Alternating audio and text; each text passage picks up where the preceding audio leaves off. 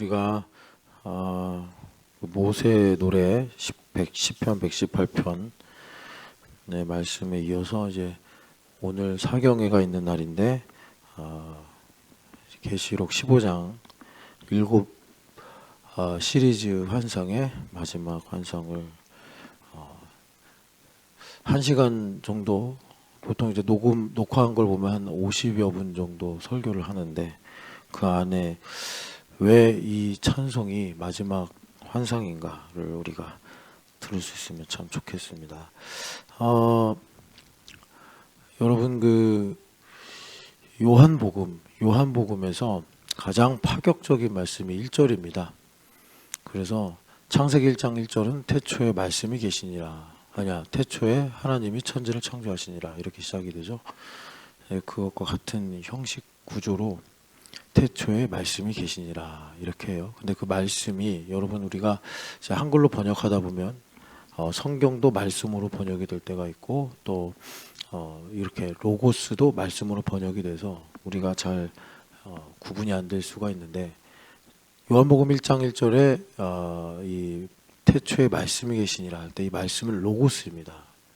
구약 성경이 아니고, 또 하나님의 입에서 나온 말씀이 아니고 로고스입니다. 근데 이 로고스는 원래 그리스 철학에서 뭐 변하지 않은 원리, 절대적인 진리, 이런 걸 가리킬 때 로고스라고 이렇게 불렀는데, 그걸 이제 요한 사도가 70인역이라는 헬라어 구약 성경의 전통을 따라서 그렇게 말씀을 기록하신 거예요.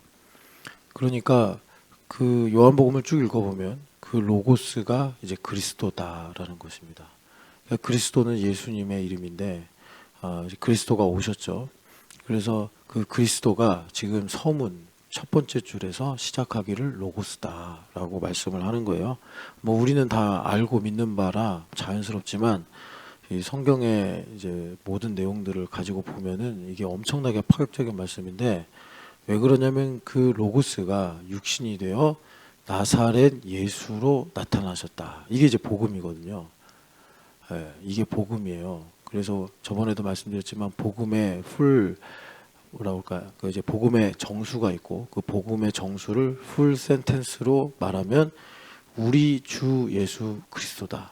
이 로마서 1장 5절 말씀입니다. 근데 많은 요즘에 기독교인들이 그리스도만 남고 예수도 사라지고 주도 사라지고 우리도 사라진 상태에서 교회 다니고 있어요. 제가 그래서 교회만 다니면 안 된다, 교회를 다니기만 하면 안 되고 요한복음 15장 말씀대로 교회가 돼야 된다, 이렇게 말씀을 계속 드려요. 그래서 여러분 꼭 기억하셔야 돼요. 우리 주 예수 그리스도, 나의 주 예수 그리스도, 그의 주 예수 그리스도가 아니라 오늘 이 시간 여기 우리 주 예수 그리스도입니다. 우리. 그리고 주가 되셔야 됩니다. 근데 여러분, 뭐 예전에도 많이 말했지만 우리가 사는 시대를 해체된 시대다라고 해요. 이름은 남아있죠. 그런데 부모 자식 관계도 해체됐고, 뭐 사회에서도 뭐 선생님과 제자, 뭐 상사와 부하, 뭐 이런 것도 다 해체됐어요. 이름만 남아있는 거예요. 여러분, 그건 빨리 인지하셔야 됩니다. 위기라는 거예요, 우리 신앙에. 그런 보편적 가치들이 남아 있어야 우리가, 뭐 그게 절대적인 조건은 아니지만 그래도 신앙생활할 때 유리하고, 예를 들어서요, 이제 그것 중에 끝판왕이 이게 성평등 문제잖아요. 우리는 양성평등, 밖에서는 성평등이란 말이에요. 그러니까 여러분, 이제 남자와 여자의 이 구분이 부조리다라고 해가지고 이제 성평등 이론이 세상을 지배한다고 해봅시다. 성경도 출판이 금지될 거예요, 아마. 왜? 그 성평등에 주장을 하는 사람들은 성경이 차별을 조장하는 안 좋은 책이다. 그래서 그동안 뭐 이제 뭐 우상 숭배자들이 성경을 불태우고 성경을 금지한 적은 있어도, 이게 어떤 이 합법적인 정부나 공식적인 제도에 의해서 이게 부정이 되는 게 이루어지면 신앙생활하는 상당히 뭐 거의 불가능한 시대가 되죠. 예. 여하튼 간에 그런 보편적 가치들이 남아 있어야 우리가 그나마 참 이 어렵고 힘든 세상 속에서 신앙을 잘 지킬 수 있는데 그런 것들이 사라진 시대. 그리고 성원이 예배하지만 제 시대를 가면은 더 이게 우리가 상상을 넘어서 이제 신앙생활하는 게 거의 불가능한 시대가 올 수도 있다. 올 거죠. 올 텐데 이제 하나님은 또 모략이 있으시니까 어쨌든 이 아이들한테 참 이제 우리가 신앙생활하는 이유는 내가 구원을 받기도 하지만 그 구원을 받는 방법이 동시에 신명기 6장 6절 이하 너희 자녀들을 가르치라 이거잖아요. 다음 세대 잇기를 해라라는 건데 그래야 내가 살고 그 아이들도 살고. 그럼 그 세대 잇기에 그 어떤 구체적인 내용이 뭐냐면 요한일서 5장 6절에서 8절에 말씀하는 우리 믿음의 리얼리티입니다. 그 리얼리티를 물과 피와 성령이다 이렇게 말씀하는데 이거를 전수를 안 해요 우리가. 그러니까 뭐 구약 성경에 그런 맹점이 여러 번 나오잖아요. 자기는 하나님 믿고 다음 세대한테 전달을 안 해서 한 세대만 넘어가도 우상 숭배하고 뭐 그죠? 하나님과 멀어지고 이런 거 뭐 사사기서에서도 많이 보고. 여러분 뭐 다윗이 그렇게 하나님 잘 섬겼는데 르호보암 때 그러고 그죠? 뭐 르호보암이 완전히 타락한 건 아니지만 그가 한 일들을 보면 그렇잖아요. 그러니까 이게 참 안타까운 일인데 이 두 가지 방법이 있습니다. 그러니까 아이들이 이제 어릴 때가 어떻게 보면 마귀한테 취약할 텐데 마귀가 이 아이들을 미혹하고 이럴 때 그럴 때 그냥 뭐 속담에도 나오잖아요. 3살 버릇이 여든 간다고. 그때 그냥 막 심어 놓는 거예요. 신앙의 실체를 보고 경험하고 듣게. 교회란 어떤 곳인가? 예수님은 누구신가? 성경은 무엇인가? 이렇게. 그래서 제가 이렇게 이제 한 47년 살면서 목회 현장에서 다양한 인간 군상들을 봤는데 사실 또 본인의 선택의 부분이 있으니까 방황할 수도 있고 모태신앙인데도 불구하고 뭐 또 심지어 뭐 하나님을 떠날 수도 있고 막 이런데 어릴 적에 그게 들어가면 거의 100% 구원 받더라고요.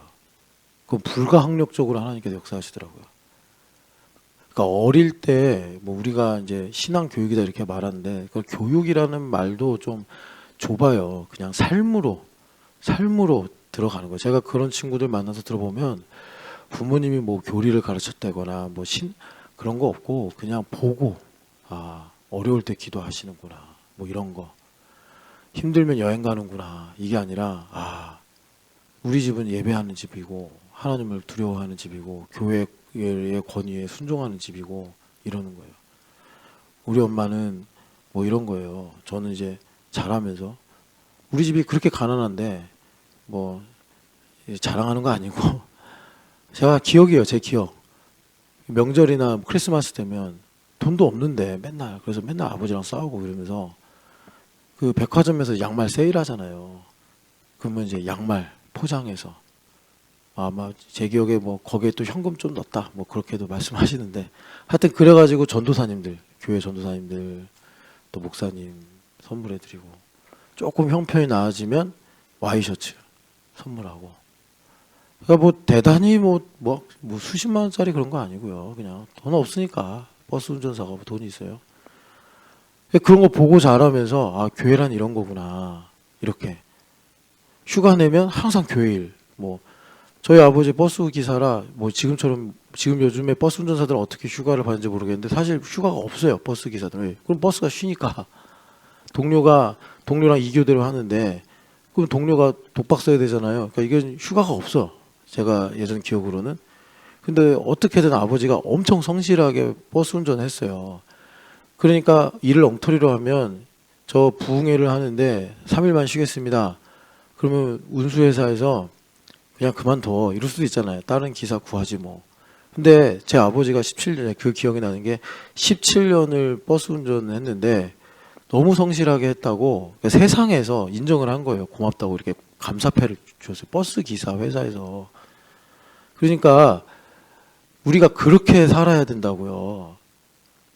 우리가 직장에 가서 뭐 신앙 지킨다고 그러면서 왕따 되고만 안 되고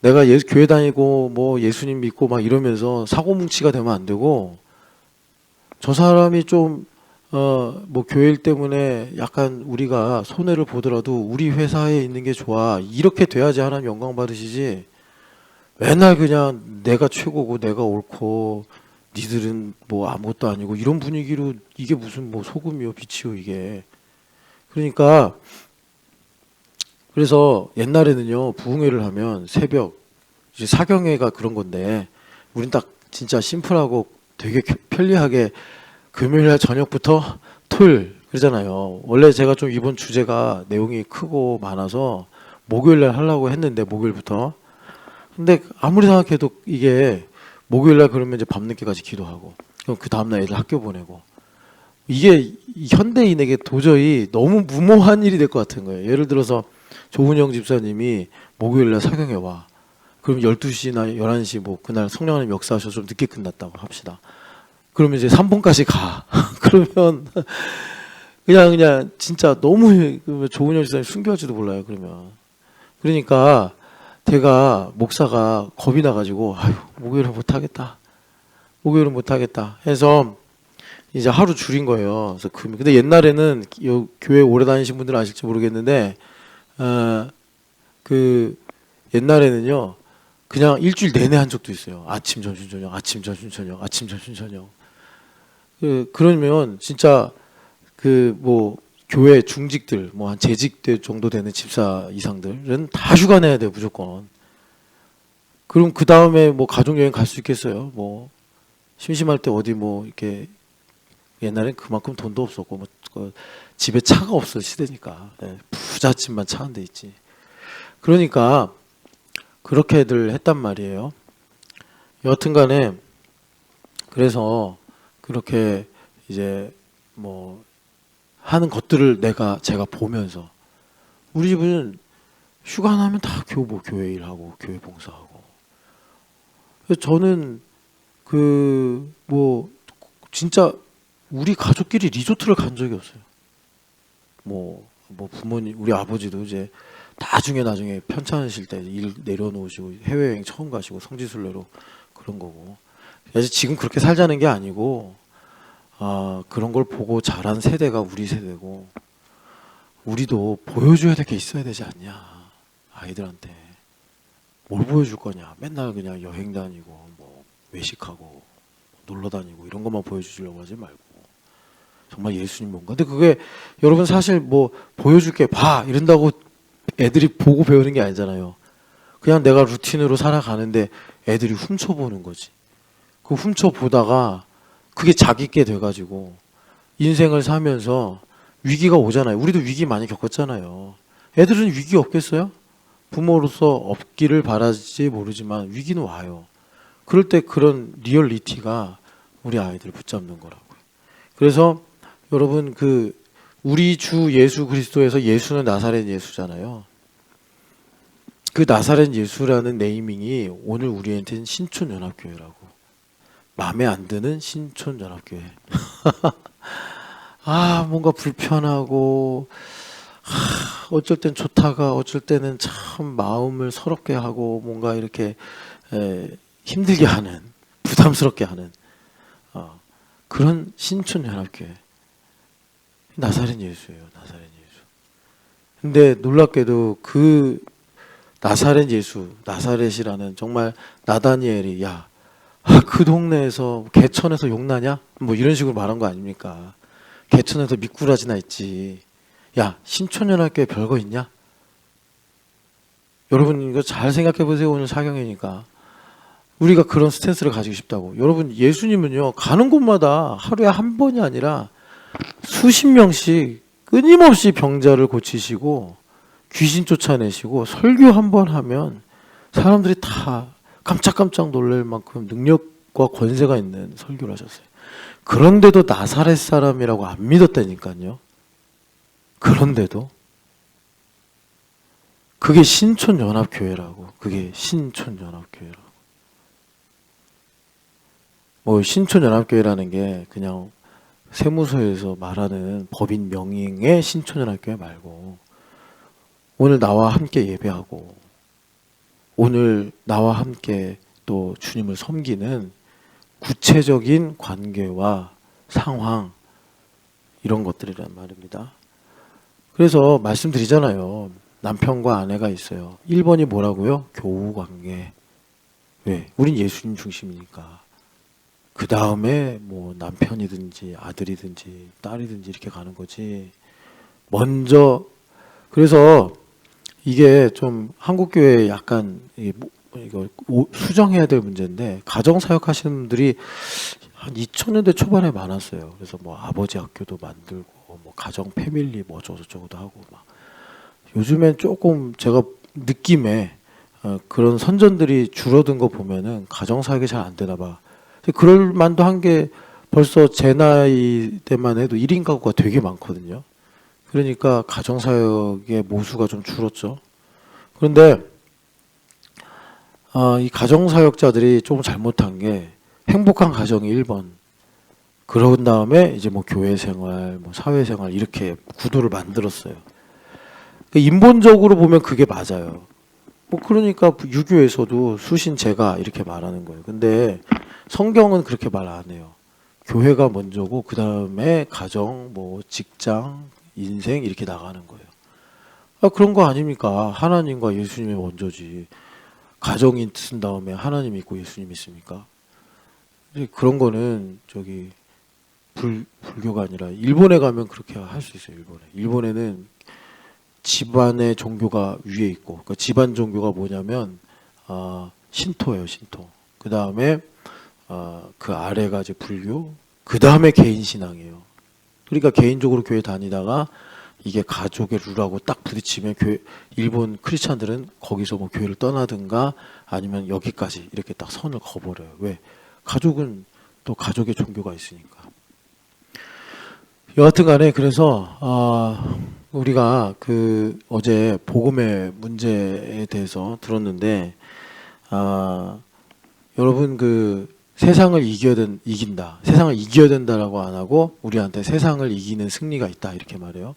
요한 1서 5장에 세상을 이기는 승리는 이것이니 우리의 믿음이라. 그게 뭐죠? 실체라고. 물과 피와 성령이라.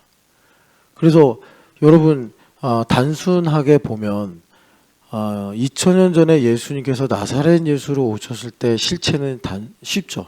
그냥 나사렛 예수 그분 보면 되니까. 그런데 예수님 말씀은 거꾸로 말씀하시죠. 그때보다 지금이 더 믿기가 복되다. 뭐 쉽다라고 말하면 어폐가 생길 수 있으니까 복되다. 보고 믿는 것보다 보지 않고 믿는 게 복되다. 이렇게 말씀하셨어요. 그러니까 우리 인간 입장에서는 예수님을 2000년 전에 타임머신을 타고 돌아가서 만질 수 있으면 만져보거나 볼 수 있으면 보면서 저분이 그리스도구나. 저분이 로고스시구나. 이렇게 믿을 법한데 예수님께서는 정말 진실된 얘기를 하시는데 그래서 사람들이 못 믿어. 그러시는 거예요, 예수님께서. 내가 여기 와가지고 뭐 기적도 행하고 설교도 했는데 나 나사렛 예수라고 사람들이 안 믿어. 똑같아요. 하나님은 좋은데 신촌연합교회는 이상한 거예요. 그런 거라니까요. 유대인들이 언제 뭐 하나님 뭐 안 믿는다고 그러면서 예수님 배척했습니까? 오히려 하나님을 잘 믿는다고 그러면서 예수님을 핍박했잖아요. 뭐 바울사도도 그랬던 분이고. 이게 우리랑 전혀 다른 상황이 아니라니까요. 그래서 제가 말씀드렸잖아요. 제 선배가 있는데 서울대 나오신 분인데 뭐 제가 잘 아는 분은 아니에요. 근데 뭐 학교 같이 나왔으니까 선배라고 하는 거지. 그분이 영국에서 유학을 하고 왔어요. 그리고 어떤 뭐 하여튼 뭐 선교단체, 문화선교단체라고 해야 되나? 하여튼 그런 데서 수장 역할을 하면서 엄청 교회를 비난하고 조롱했는데 그분 쓰신 책이 가나안 성도라는 책이 있어요. 유명한 책이에요, 한때.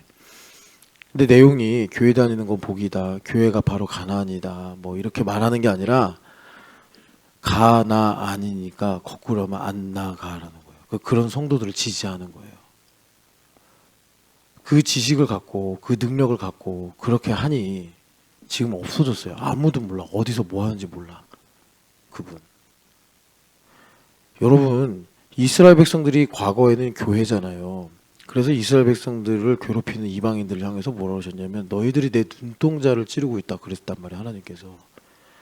오늘날은 그것이 혈통이나 민족 단위로 되는 게 아니라 예수님을 믿는 믿음으로 이루어진 교회 공동체가 바로 이스라엘이란 말이에요. 잘 생각하셔야 돼요, 여러분. 그래서 우리가 이 세상에서 이 짐승 이제 문제 얘기해야 되는데 이 짐승과 그의 우상과 그의 수를 이기기 위해선 신앙의 실체가 있어야 된다.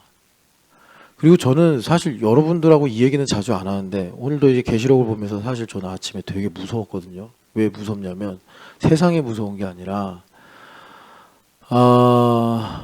여기 보면 이제 15장 환상에 우리가 읽은 본문에 큰 주제가 진노예요. 하나님의 진노. 그래서 마지막에 보면은 하늘에 이 증거 장막이 열리는데 마치 그 솔로몬 성전이나 아니면 모세 성막에서도 그 성전에 하나님의 영광이 쉐키나로 임하여서 능히 서서 섬길 수 없었더라 그랬는데 그것과 유사하게 근데 거기는 영광의 구름이라면 여긴 연기예요. 그 연기는 영광하고 다른 거예요. 하나님의 진노가 매우 자욱해서 여기 천사들도 못 들어갔다고 그랬어요. 그러니까 하나님의 진노가 엄청 큰 거예요. 그런데 이 진노가 무엇으로 오느냐? 여기 지금 유리바닷가에 서서 모세 노래를 하고 있는 성도들과 이게 동기화가 돼가지고 하늘에서 그 진노가 준비돼서 요한복음 계시록 8장 보면은 성도들의 기도가 향로에 담겨져서 하나님의 보좌에 부어짐에 우레와 지진과 번개와 뭐 이렇게 이제 하나님의 이제 일이 진행이 되듯이 여기서 지금 이제 그런 일이 생기는 거예요. 그래서 제가 왜 두려웠냐면 이겁니다. 여러분 영광을 뭐라고 생각하십니까? 영광은요 그리스도께서 우리한테 와서 비추셨어요. 그러니까 이 그리스도의 영광은 이 복음서를 보면 십자가가 영광이고 예수님의 승천이 영광이고 부활이 영광이에요. 여러분 뭐 영광을 어지럽게 애매하게 생각하지 마세요. 십자가가 영광이고 부활이 영광이고 승천이 영광이에요. 그런데 이제 그 중에 십자가가 영광이다라는 것은 예수님께서 십자가에 달려 죽으시는 게 영광이래. 이건 정말 뭐 부활 승천도 우리의 머리로는 이해하기 힘든 하나님의 놀라운 진리지만 십자가는 왜 이게 어렵다고 말하냐면 우리 정서랑 반대거든요. 우리는 이겨야지 영광스럽다고 생각하고 성공해야지 영광스럽다고 생각하는데 예수님은 오히려 버림받고 저주받는 모습이 영광스럽다고 십자가를 통해 우리에게 말씀하시니 이게 참 우리한테 난감한 거예요. 여러분 생각해봐요. 어떤 교회가 있는데 교회 건축을 크게 했어. 그러면 영광스럽다고 그러죠. 근데 우리 교회가 여기 있다가 이제 월세를 낼 힘이 없어서 쫓겨나. 영광스럽다고 할 수 있어요? 이제 그 내용이 중요하겠지만 여하튼 간에 우리가 그렇다고. 내가 직장에서 승승장구하면 하나님 영광 위에 뭐 어쩌고저쩌고 하는데 내가 직장에서 좀 힘들고 어려우면 그냥 폐색이 짙어가지고 도망갈 생각이나 하고 그런다고. 그러니까 우리가 참 하나님의 영광을 모르거나 하나님의 영광에 반대로 살고 있구나. 그러니 부활과 승천의 영광의 메시지도 우리랑 너무 먼 거예요. 그러니까 세상 사랑하는 것밖에 안 남아. 승천이고 뭐고 지금 뭐 내 눈앞에 지금 뭐 환율이 올라가고 물가는 상승하고 평생 동안 내 집도 마련 못하게 생겼고 야 노후는 어떻게 사냐 막 이런 거에 그냥 사로잡혀가지고 정신없는 거예요. 실체가 없는 거예요. 자 다시 이제 본론으로 돌아와서 보면은 십자가가 영광이다. 이거 그냥 제가 사례로 말씀드릴게요. 어떤 교수님이 미국에 계신 분인데 이제 미국은 아무래도 유학생들이 많다 보니까 나이지리아랑 파키스탄에서 신학생들이 이제 온 거예요. 거기서 어렵게 예수님 영접해가지고 자기가 이제 하나님의 종이 되겠다 서원한 거죠. 그래서 그 미국의 좋은 환경 속에서 이제 열심히 이제 자기 민족을 구원하기 위해 복음을 전하기 위해 신학을 한 거예요. 그 졸업을 할 때가 됐어요. 그러니까 이제 헤어지겠죠. 다시 나이지리아나 파키스탄으로 가야 되니까. 그래서 식사를 하면서 그 교수님하고 얘기하는데 참 축복한다. 너희들 하나님께서 귀하게 쓰실 거다. 근데 둘 다 하는 말이 저희는 이제 가서 복음을 전하면 저는 죽게 될 거라고. 그게 십자가의 영광이에요. 그러니까는 이 교수님이 문화 쇼크를 받은 거예요. 미국에서는 목사하면 인정해주고 대접해주고 그래서 내가 목사를 해서 교회를 크게 뭐 성장시키고 뭐 이런 생각만 하잖아요. 근데 그 파키스탄 신학생이 하는 말이 저는 이제 파키스탄에 가서 복음을 전하고 교회를 세우면 우리 민족에 의해서 죽게 될 겁니다. 담담하게 말하더라는 거예요. 근데 간다는 거예요. 그분이. 제가 왜 이게 두렵다고 하냐면 아무리 생각해도 이상한 거예요. 왜? 한국이 십자가의 영광이 없는 거야. 뭐 개인적으로야 저는 다 이게 일반화시킬 생각은 없습니다. 그런데 전체적으로 보면은 이런 스피릿이 있나? 한국 교회에 감각이 있나? 그냥 그럴까봐 전전긍긍이요. 내가 파키스탄 사람으로서 미국에 가서 신학교 공부를 했는데 이제 뻔한 거 아닙니까? 무슬림들이 가득하니까 돌아가면 죽는데 돌아가기 싫어가지고 어디 미국 교회에 파키스탄 사역팀 없나? 막 이러고 있는 거예요. 우리 주소가 그렇다니까요. 그래서 혹시나 하나님께서 어떻게 하다가 그냥 파키스탄으로 보내면 어떡하나 이러고 있고. 십자가 영광이 그런데 순서대로 말하면 십자가 영광이 있어요. 부활의 영광이 있고 부활의 영광이 있어야 승천의 영광이 있는 건데 이게 안 돼요. 예수님 믿고 자기가 조금만 기분만 나빠져도 그냥 마음의 문이 확 닫히는데 기분만 나빠져도 구체적으로 뭐 예수님 믿고 뺨이라도 맞든가 돌이라도 맞가지고 뭐 찢어지고 이러면은 그것도 참 뭐 주님의 고난에 비교할 바는 아닌데 자기 기분만 상하면 그냥 팽 하고 돌아서는데 근데 무슨 십자가의 영광이 있어요. 정신 차려야 된다니까요. 그래서 제가 왜 걱정이 되는지 아세요? 왜 무섭다고 하는지 아세요? 우리 애들 어떡하지? 여러분 정직하게 역사를 보자고요. 정직하게. 세계사 볼 필요도 없고 교회사 볼 필요도 없고 성경의 역사를 보자고. 이렇게 우리가 살아버리면 우리 아이들 진짜 힘들어집니다. 우리 아이들 진짜 힘들어져요. 뭐 그건 이 시간에 주제가 아니니까 제가 구체적으로 얘기 안 드릴게요. 근데 역사를 보면 알 수 있어요. 역사를 보면. 아니 우리도요. 이런 신앙의 자유와 또 복지를 누리는 거는요. 우리도 뭐 간증이나 이야기 통해 많이 들었잖아요. 얼마나 이름 없는 순교자가 이 땅에 많습니까? 얼마나 많은 분들이 추운 겨울날 가난해서 못 배워서 너무 인생이 힘들어서 기도 많이 했습니까? 제가 가만히 생각해 보는데 제가 다녔던 모교회는 거의 상가교회였어요. 그냥 상가교회. 그리고 옛날 기억나는 게 이렇게 이제 좋은 난방시설이 없었어요. 이거 되게 좋은 거예요, 여러분. 옛날에는 등유해가지고 키면은 한 12몇 분을 드르르르르 거려. 이제 뭐 예열을 하는 건지 모르겠어요. 그러면 온 예배당에 그냥 그 등유 냄새가 가득해. 제 기억이 나요. 아버지가 이제 새벽 예배 오면은 한 30분 전에 딱 들어오세요. 그러면 그 불을 탁탁탁 키면서 그 등유 온풍기를 켜요. 그러면 덜덜덜덜덜덜덜덜 거려. 그러다가 두구덩 하면서 이제 바람이 막 나오기 시작해. 그럼 그때부터 이제 교회당에 온기가 돌기 시작하는 거예요. 근데 아버지가 딱 들어오시면서 불을 탁 켜시잖아요. 그러면 무덤 가운데서 일어나듯이 한 20여 명의 여성들이 벌떡벌떡벌떡벌떡 일어나. 그럼 이제 다 머리 스타일 똑같잖아요. 옛날 아줌마들은 여기만 눌려 있고. 지금 이제 돌아가셨거나 할머니들 되셨을 텐데 지금 생각해 보면 도대체 무슨 체력으로 거기 뭐 여유 있고 넉넉한 사람 제가 어렸지만 교회 생리를 아니까 한 명도 없었어요. 다 박복하신 분들이야. 사업하다 망한 사람들, 우리 집처럼 가난한 사람들, 남편이 예수님 안 믿는 사람들. 그런데 뭐 의지할 게 주님밖에 없으니까 한 20여 명이 그냥 교회 장의자에서 자는 거예요. 기억하세요. 온풍기를 안 틀고 잔다니까. 그래서 아버지가 틀었다니까요. 그러면 그 소리에 이 형광등 이게 켜지는 이거에 아줌마들이 벌떡. 근데 그 아줌마들이 그러면 한 번만 그러냐? 아니에요. 제가 교회 다니면 새벽 예배 갈 때마다 그분들은 항상 고정값이야. 그렇게 과거에 교회들이 세워지고 교회들이 대한민국 사회 속에서 역할을 한 거예요. 목사들이 설교 잘해서 아니에요. 뭐 죄송합니다 이런 말해서 하용조 목사님이 옥하는 목사님이 이동원 목사님이 위대해서 한국교회가 잘 세워진 게 아니고 조영기 목사님이 설교를 잘해서 그런 것도 아니에요. 여러분들이 하나님 아시면 이거 무슨 말인지 알 거예요. 제가 그분들을 폄하하는 것이 아니고 비난하는 게 아니고 하나님은 어떤 사람한테 주목하는지 아시잖아요. 근데 우리는요 살만하잖아요.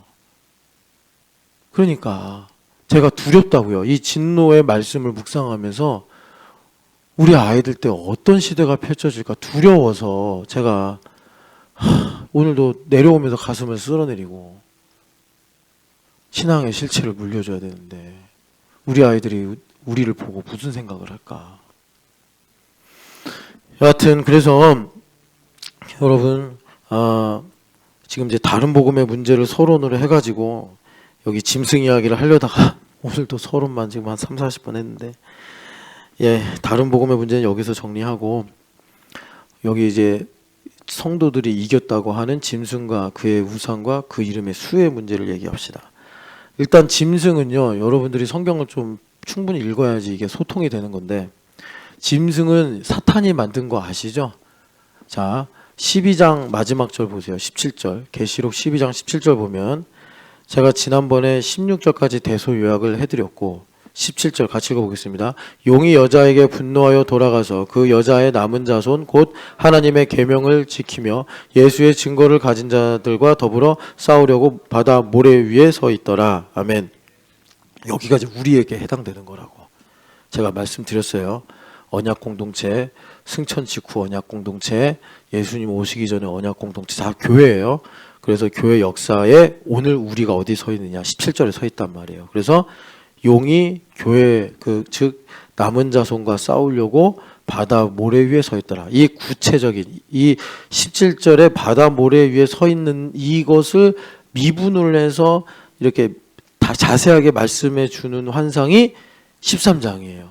그래서 13장을 보면은 이제 용이 어떻게 이 여자의 남은 자손들과 싸우냐 봤더니 짐승이 올라오고 있어요. 어디서? 바다에서 올라온다. 세상이죠. 바다에서 이렇게 짐승이 올라오는데 아시겠지만 이건 첫 번째 짐승이고 두 번째 짐승이 나중에 또 올라오죠. 그래서 첫 번째 짐승과 두 번째 짐승은 연결되어 있어요. 그런데 어떤 관계를 갖고 있냐면 첫 번째 짐승이 두 번째 짐승한테 권세를 줘서 두 번째 짐승이 우상을 만들어요. 이제 그런 흐름으로 갑니다. 그럼 짐승은 뭐냐? 여러분 다니엘서에도 보면은 짐승 환상이 나와요. 다니엘서 7장 보면 거기에 4마리의 짐승이 올라오는데 뭐 하나는 사자 같고 하나는 곰 같고 하나는 표범 같고 마지막 짐승은 도저히 뭐라고 너무 사납고 무시무시해서 이름이 안 붙어져요. 그런데 그거를 이제 우리가 역사 속에서 살펴보면은 뭐 바벨론 그다음에 뭐 헬라 뭐 이런 식으로 가잖아요. 그래가지고 마지막이 이제 로마인데 로마가 역사적으로 실제 교회를 아주 잔혹하게 핍박을 했지 않습니까?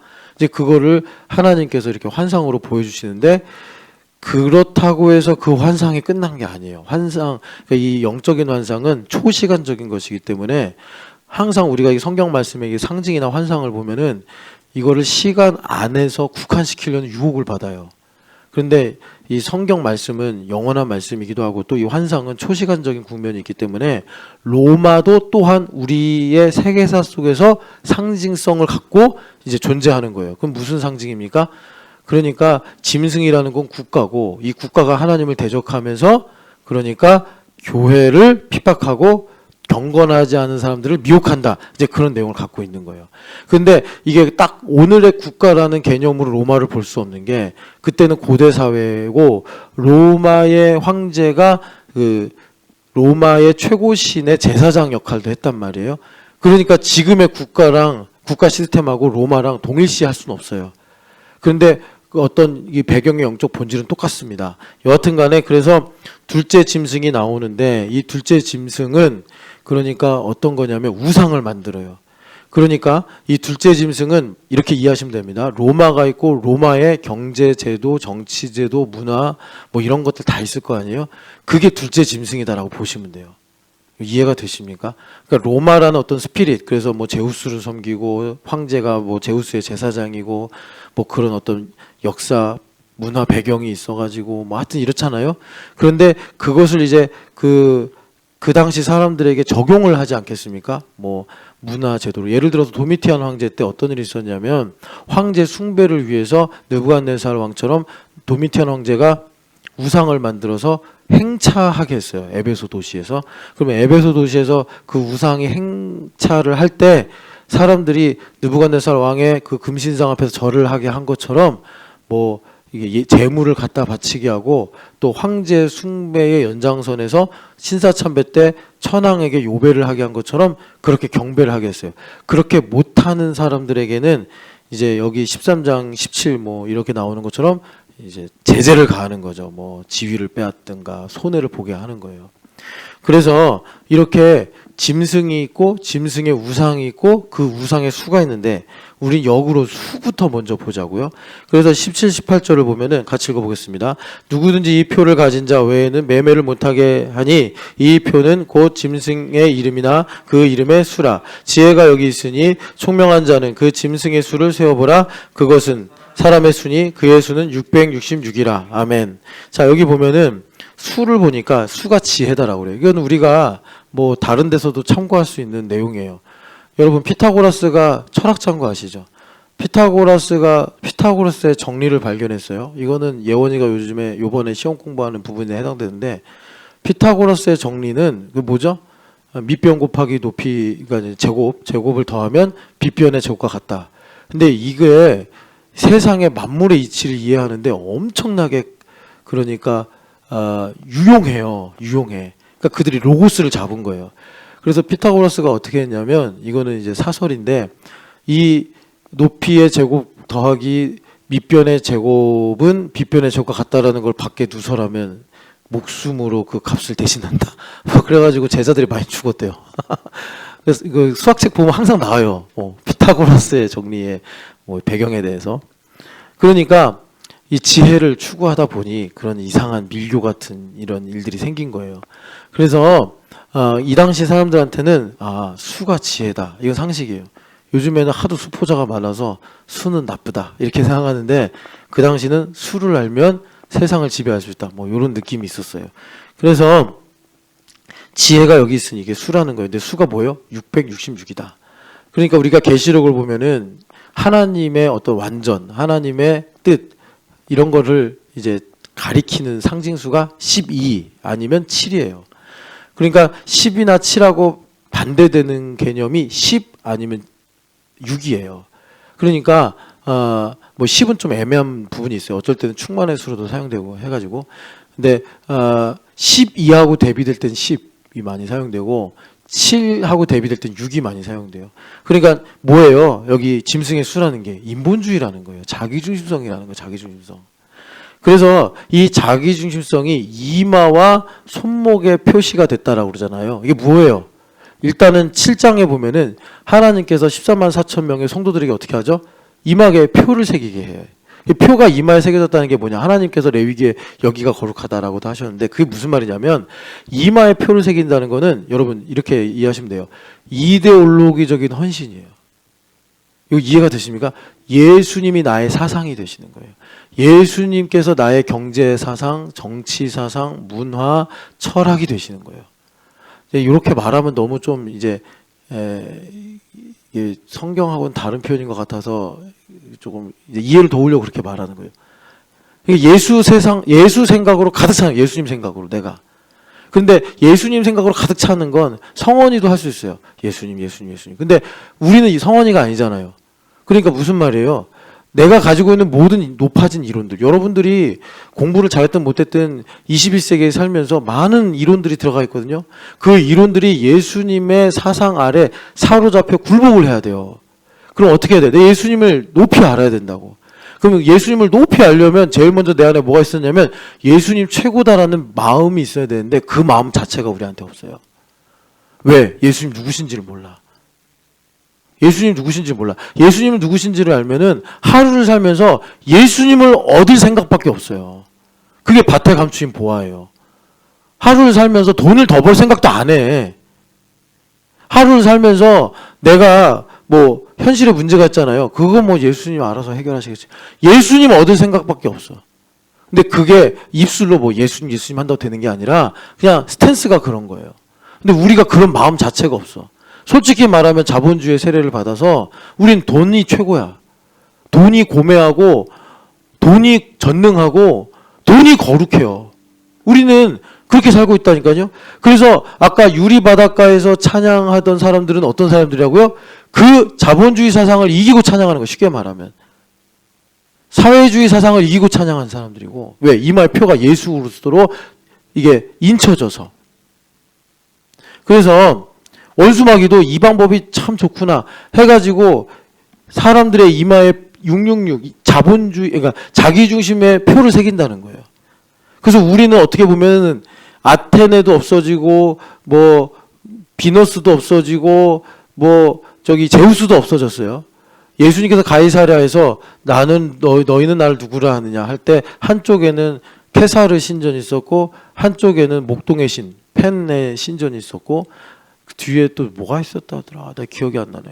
제가 가이사랴 가서 그거 배웠는데 하여튼 이 웅장한 새 신전을 예수님께서 등에 딱 두고 그냥 나사렛 예수의 초라한 모습으로 너희는 나를 누구라 하느냐 이렇게 물으셨다는 거예요. 근데 오늘날 그 웅장하던 케사르 신전도 없어졌고 목동의 신전도 없어졌고 한 명이 더 있었는데 기억이 안 나요. 그 제우스 신전이었나? 하여튼 그것도 다 없어졌는데 우리에게는 어떤 신전이 있죠? 신현기 집사님한테는 신현기의 신전이 있어요. 허윤실 집사님한테는 허윤실의 신전이 있어요. 나에게는 엄태우라는 신전이 있어요. 그래서 그걸 이겨야 된다고. 그 수를 이겨야 된다고. 어떻게 이겨요? 예수님밖에 없어요. 나를 위해 죽으신 예수님.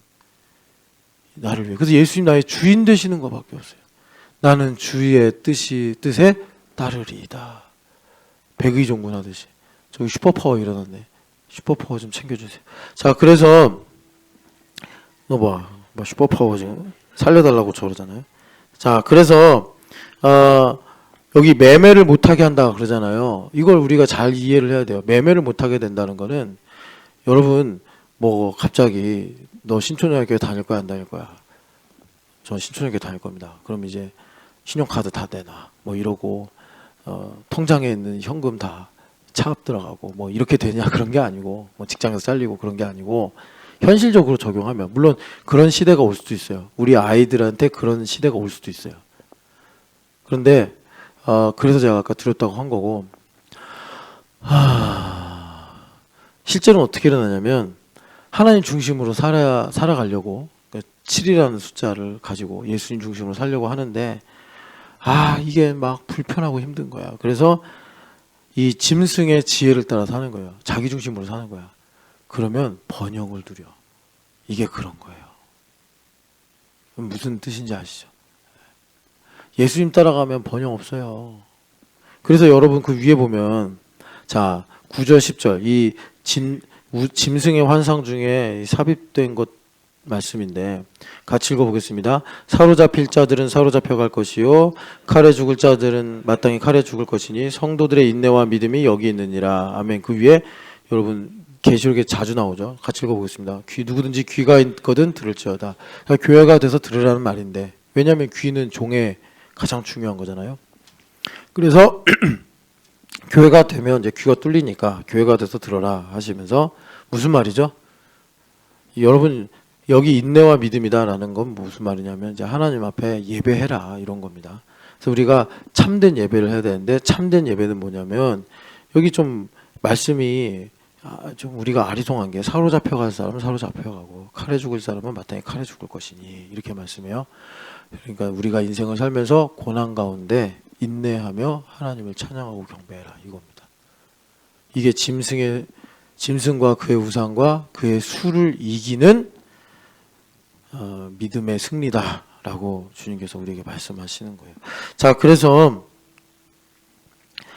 자기중심의 지혜를 여러분 그 성경에서 뭐라고 말하냐면 다른 복음이라고 그래요.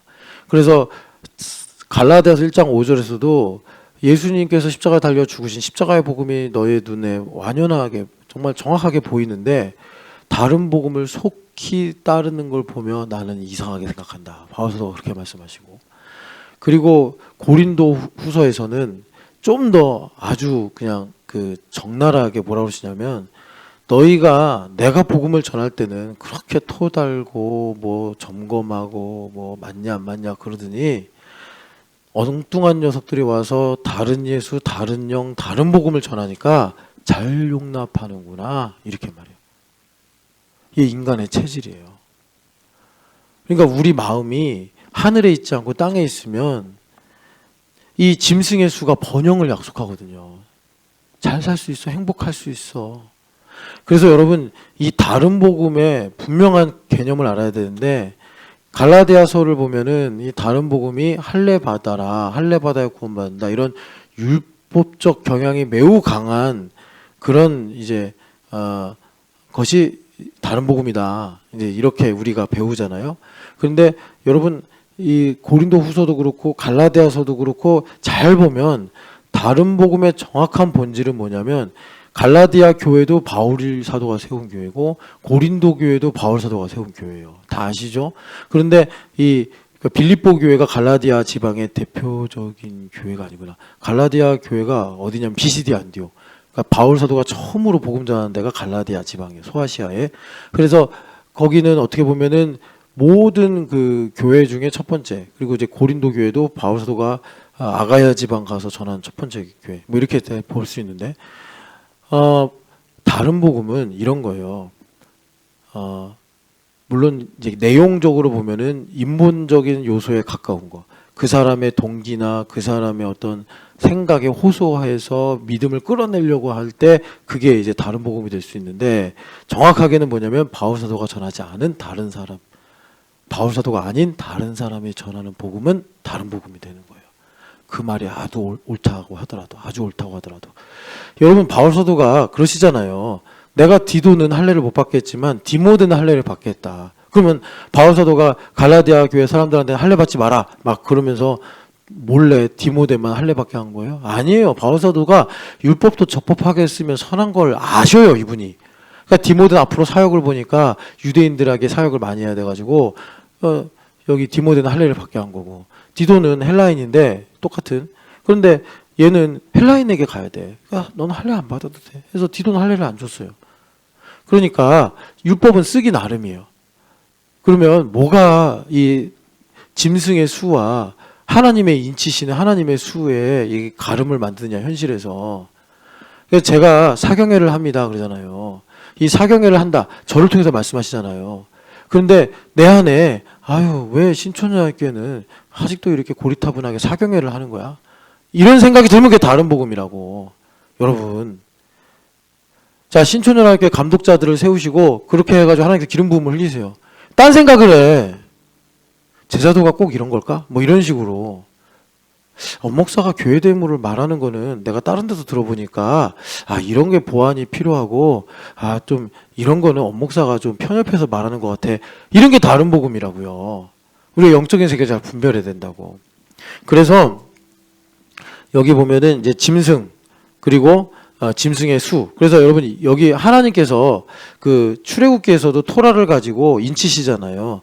그러니까 그 인치시는 내용을 보면은 가랑비에 옷 젖듯이 하나님의 말씀이 그들의 마음에 새겨져서 그들이 하나님의 율법에 충성하고 헌신하게 만드는 게 이마에 표를 새기시고 손목에 기호를 삼으시는 거예요.